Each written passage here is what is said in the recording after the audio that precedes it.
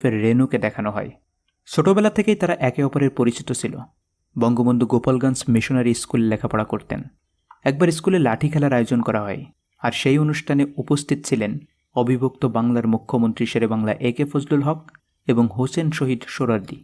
তখন সবাইকে তাক লাগিয়ে মুজিব উঠে দাঁড়িয়ে তাদের উদ্দেশ্যে বলেন, আমাদের স্কুলের ছাদ দিয়ে পানি পড়ে, লেখাপড়া করতে সমস্যা হয়, যদি এই ছাদটি ঠিক করার ব্যবস্থা করতেন তাহলে খুবই ভালো হয়। এই কথাগুলো শুনে পাশ থেকে একজন বলে, এই তুমি কাদের সাথে কথা বলছো জানো? তখন হোসেন শহীদ সোহরাওয়ার্দী ওই লোকটিকে বলে, তুমি চুপ করো, ওকে বলতে দাও। প্রকৃতপক্ষে সেই দিন মুজিবের এই সাহসিকতা দেখে সোহরাওয়ার্দী সাহেব মুগ্ধ হন এবং তাকে তার বাসায় দেখা করতে বলেন। এরপর মুজিবের বয়স যখন 18, তখন একদিন বাড়িতে মুজিব ও তার বাবা পলিটিক্স নিয়ে কথা বলছিল।